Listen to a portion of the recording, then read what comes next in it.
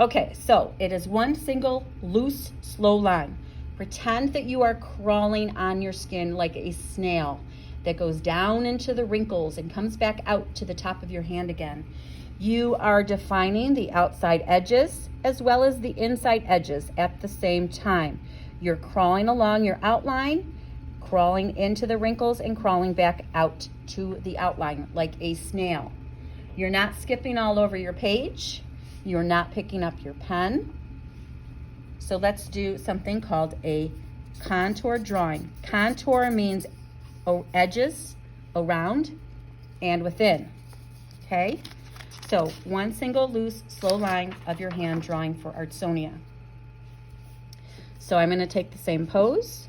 Hopefully we can get a similar result to show you. All right, so I'm starting along the edge. You wanna set your cruise control. My eye is glancing back and forth. You need to get a consistent speed. If you do not, you will be like somebody who is hitting the gas, instead of just hitting the pedal at a consistent rate. You'll be a better driver. Consistent rate, steady and slow. Glancing back and forth with my eyes like I'm watching an invisible tennis match. Now, I'm gonna pick up my pen, but you should not. Up here, I don't have any wrinkles. On this side of the finger, I'm going to crawl into the wrinkle and crawl back out. I'm not creating an outline here. I am creating the outline as I create the inside detail. So I'm still crawling along, keeping a steady pace.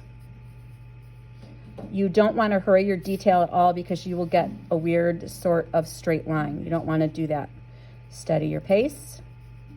You can look at the negative shapes. So right here, I can look at the spacing in between there as I'm drawing my line. Get a feel for the angle of that segment. Now I'm coming to where I see a nail, but I don't see a nail. I see a weird shape. Draw the shape as you see it, not as you think it to be. Get a sense for changing of direction. Get a feel of relationship as you move from one line to whatever touches it next. So you're drawing from neighbor to neighbor. This is actually a little white space. And now this touches the thumb. Notice I'm not going to have to go back and go into the artwork above it.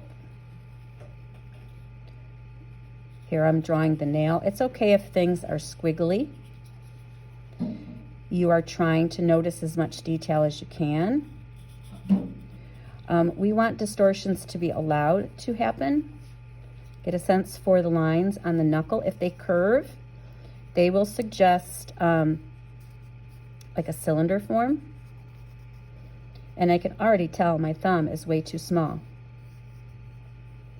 But don't be concerned with that. If you do need to go back in and add some more detail, like right here, I don't notice that I have any of this done. Touch the edge and continue on with the contour method.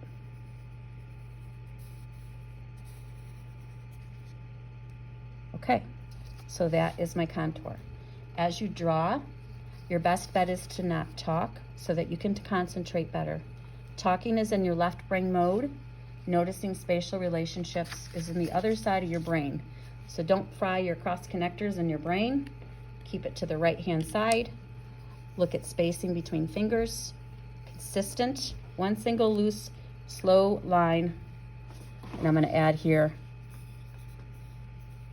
on cruise control. Hello, sorry to interrupt. Okay? This is yours? And there you have it.